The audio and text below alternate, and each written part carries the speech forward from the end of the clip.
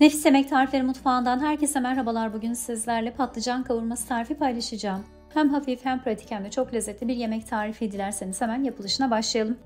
Öncelikle patlıcanlarımızı alacalı şekilde soyalım ve küpler halinde doğrayalım. Ben bu tarifte şu anda 4 tane patlıcan kullanıyorum. Patlıcanların boyutuna veya kişi sayısına göre malzeme miktarlarını ayarlayabilirsiniz.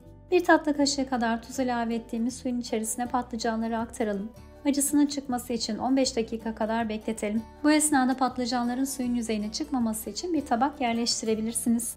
Patlıcanları bekletirken biz de diğer malzemeleri hazırlayabiliriz. Bunun için yıkadığımız 3 tane yeşil biberi irice doğrayalım. Diğer taraftan 2 tane orta boy soğanı da yemeklik olacak şekilde doğrayalım. Son olarak kabuklarını soyduğumuz 3 tane domatesi de iri küpler halinde doğrayalım. Daha sonra uygun bir tavaya yarım çay bardağı sıvı yağ alalım. İçerisine doğradığımız soğanları ilave edip birkaç dakika kavuralım. Soğanların rengi dönünce yeşil biberleri de ilave edelim ve biberlerle birlikte 1-2 dakika daha kavuralım.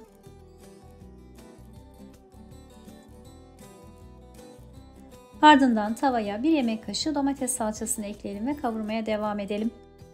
Bu arada damak zevkinize göre domates salçası yerine dilerseniz biber salçası ilave edebilirsiniz. Şimdi iri küpler halinde doğradığımız domatesleri de tavaya alıp birkaç dakika pişirelim. Suda beklettikten sonra süzdüğümüz patlıcanları tavaya alalım. Üzerine 1 tatlı kaşığı tuz ve yarım tatlı kaşığı pul biberi de ekleyip tüm malzemeyi güzelce karıştıralım.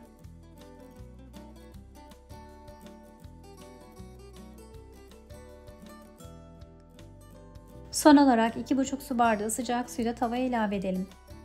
Şöyle bir karıştırdıktan sonra kapağını kapatıp yemeğimizi yaklaşık 25 dakika pişmeye bırakalım. Patlıcanların pişerken ezilmemesi için yemeği çok fazla karıştırmamaya dikkat edelim. Sürenin sonunda nefis patlıcan kavurmamız artık hazır. 10 dakika kadar dinlendirdikten sonra servis edebilirsiniz. Servis esnasında renk vermesi için üzerine maydanoz serpiştirebilirsiniz.